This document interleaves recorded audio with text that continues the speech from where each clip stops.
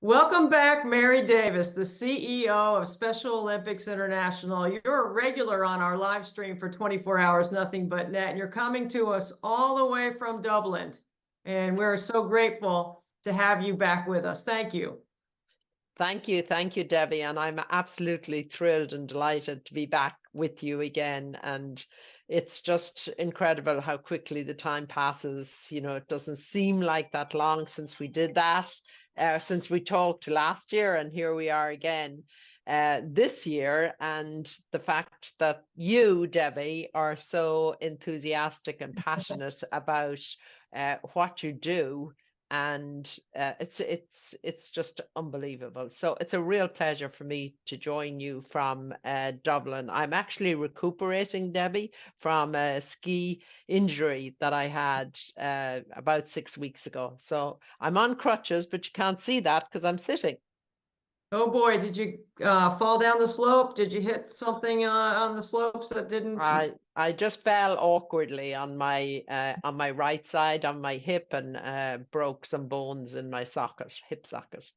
Ooh, doesn't Yeah. sound comfortable at all. Well, I'm sorry to hear that, but thank you for being with us with a few pain meds and just keep rolling, right? I mean, I might need some Well, this year myself. I mean, it's not getting any easier to do it.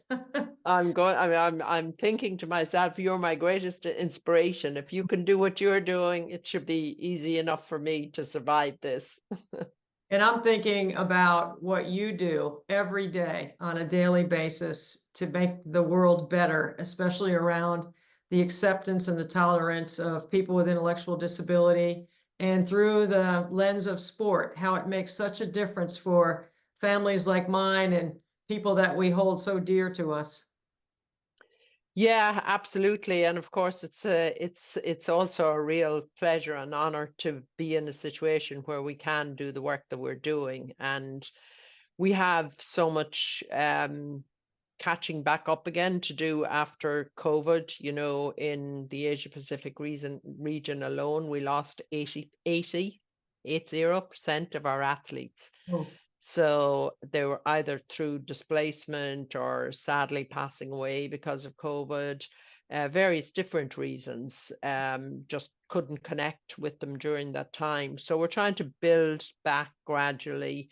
And we went from 5 million, over 5 million athletes to under 3 million during that time. So it was a big decrease, but thankfully we're building back and we now have 3.9 and 20 to the end of 2022 we had 3.9 athletes participating in the movement. So I feel like we're making good progress year on year, and hopefully by the end of 2026 we'll be back to where we were before COVID. But yeah, you're right about the work, and I think particularly the work we do in our schools. You know, if for people without intellectual disability as much as for our own athletes, I think the understanding that it gives them of difference, the importance of being respectful to everybody and to be accepting of the huge talents, as you know, Debbie, that our athletes have. And any of our young people that have gone through our Unified Champion Schools program have experienced that. And definitely, I think we're winning in terms of changing their mindset around around their acceptance and respect for people with intellectual disability. I want to come back to the unified programs in just a second. I want to go back to what you said about putting all of this in perspective. Like you're talking about 80 million people living with intellectual disability that had been playing sport that due to COVID, those numbers dropped significantly. I mean, missing 80% of that population.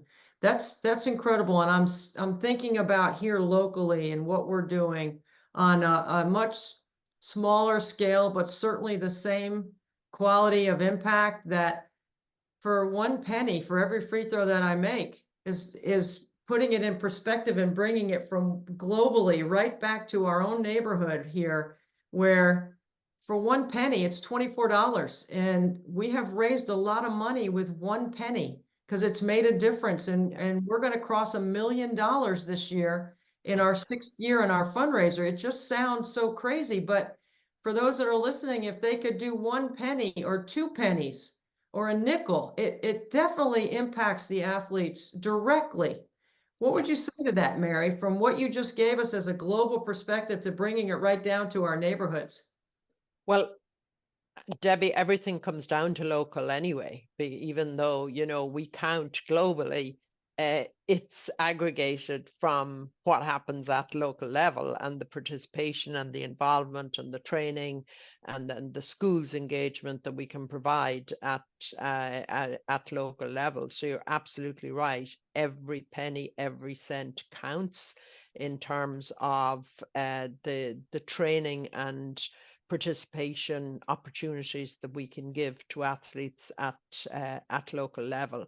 And honestly, breaking 1 million is what, when you put all that together, look at the contribution that you've made through the sweat and tears of what you do yourself to raise that money and to empower communities to be more inclusive through sport as a result of what you're doing in sport yourself. Well, I can say in Frankie's 26 years of us, once we started participating, and now when I look at where he is, graduated from college at Clemson Life, and I know you're very good friends with President Clements, so you know the impact of leadership on a university and what it's meant. And then the trickle down effect of Clemson Life and programs like that, and then what it means to the IEP process inside school and how you get people ready, and then just the unified sports part of it. What you just said before, to bring it back to unified sports, about it's not just about those with disability, it's about those without disability, understanding why it's important. The unified sports program is also a derivative of what we do because it's money for Special Olympics that impacts local communities and their unified sports programs in schools. Can you share a little bit about that so people that maybe don't understand what unified sports are have an understanding? Yeah, well, basically, it's using the power of sport for people with and without intellectual disability to come together and to learn from each other, both our athletes to learn from the students in school settings and the students to learn from our athletes. And we call it unified sports, but it's really participating in various different sports. So playing basketball, playing volleyball, playing all these games together, and in doing so understanding more about difference and about the talents of people with intellectual disability, um, because what we find oftentimes is that our athletes are bullied, and they're bullied because of a lack of knowledge and understanding and teaching and training on behalf of the students who do the bullying. So through our program, we teach them all of that. And we also teach people to moral courage. So to have more courage in their school settings, if they see somebody being bullied, to stand up and say something, not to join in the gang, which sometimes happens with young people. They don't want to be, they don't want to make a stance. They want to be part of the group. And what we teach them the skills and the qualities to be able to stand up and say, I don't like what I see. I don't agree with that. You shouldn't do it, to their friends, the students in their classes or in their schools. So that's the type of thing that we teach universal dignity as well. So we teach young people to have the, to instill that sense of dignity, um, and also empathy, so that young people are more empathetic, more understanding of the needs of people with intellectual disability, but not just the needs of people with intellectual disability, but the huge skills and talents that they have if they're given the opportunity to express those. and not be put down, as sometimes happens. So that's the benefit really of the schools program. And we do find, and we have research done with Harvard to show that if we teach these things, if we teach empathy, if we teach perspective taking, if we teach moral courage, that we can change the mindset of young people to become a more inclusive mindset. So that's the work that we undertake through the Unified Schools program. I love that because you're hitting on so many buzzwords that give me chills when I start thinking about in the context of what we're talking about. And Mary, the difference between empathy and sympathy.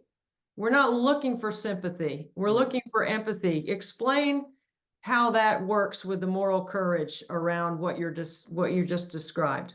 Yeah.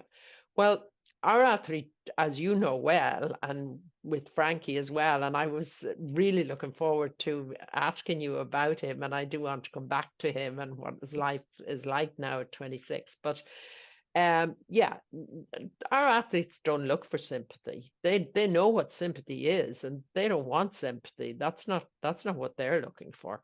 They're looking for people to treat them the same, exactly the same as they treat their other friends and colleagues in school settings. Um, and that's what we teach. And we feel by doing that, by the work that we're doing in the schools, uh, we're opening the eyes of young people to understand that it's not sympathy our athletes are looking for. It's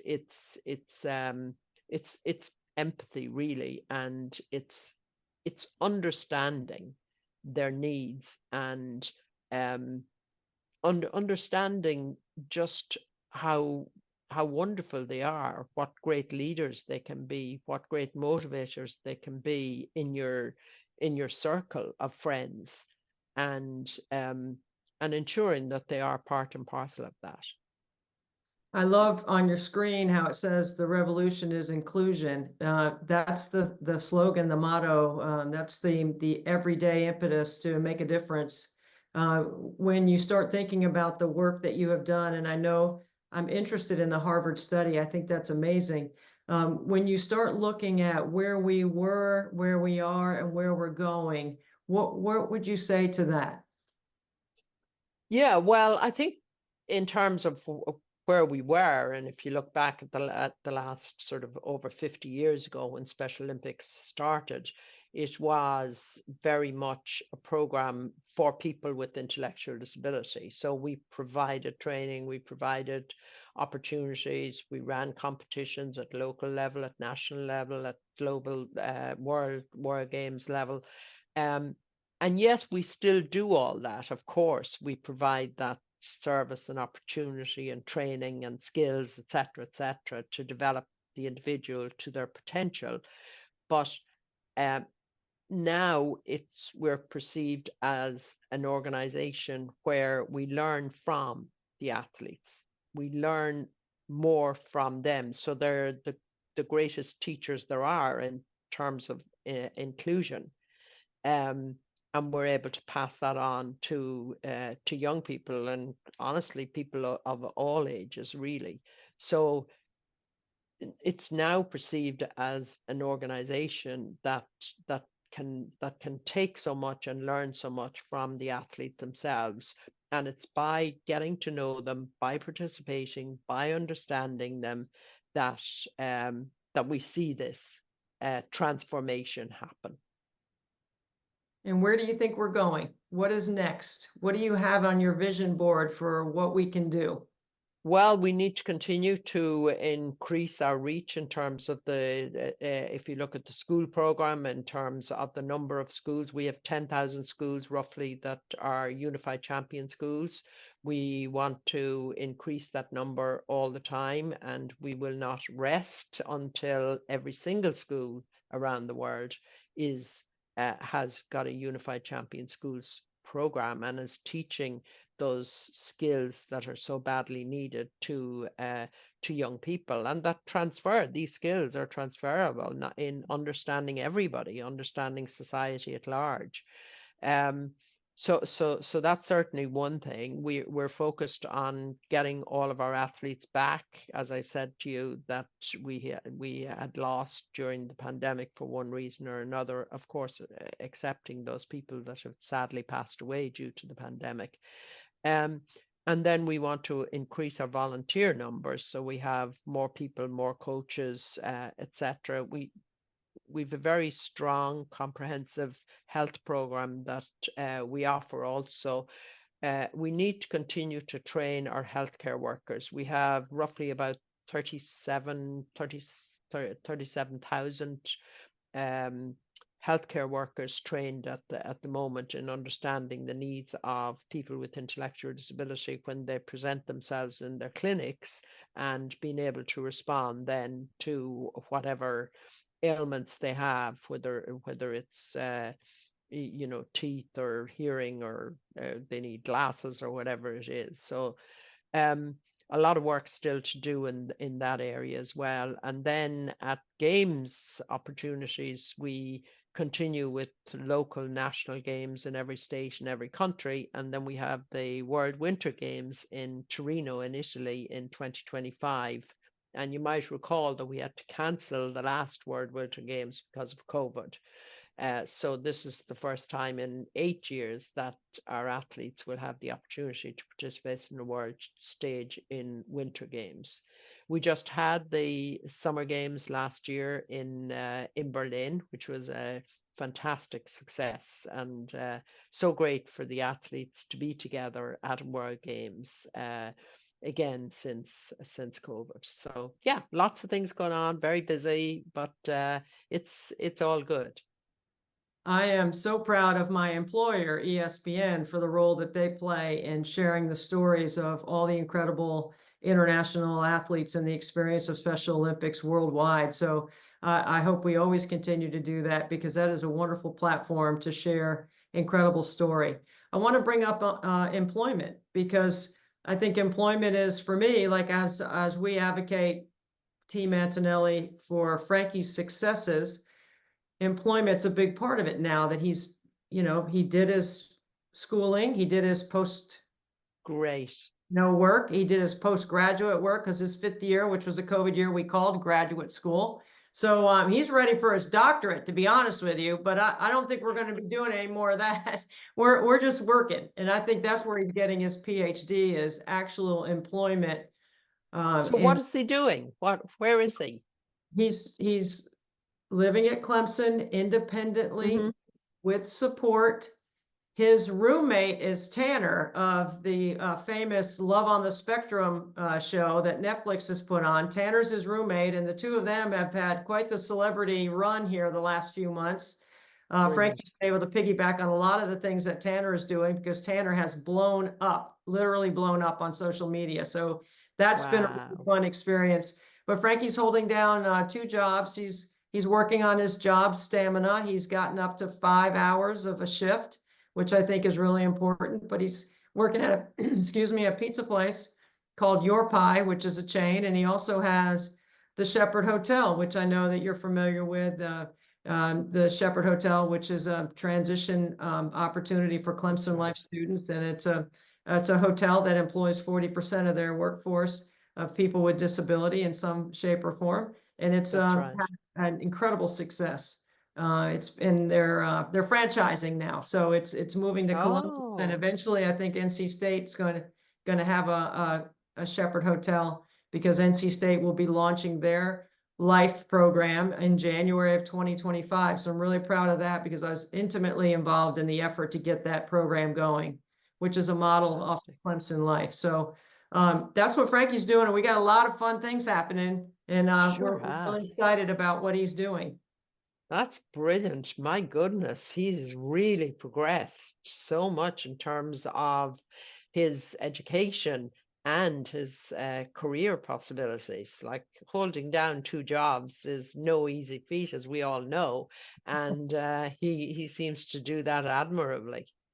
So Well, fantastic. Send him my very best regards. I will, Mary. He has an incredible support team around him at Clemson. We are so grateful for all the efforts of everyone on College Ave that supports Clemson Life and all these students and with employment. And they're pretty good patrons too. They do a good job of being customers in all those places too. So we're just really grateful of the experiences and the opportunities that he's had.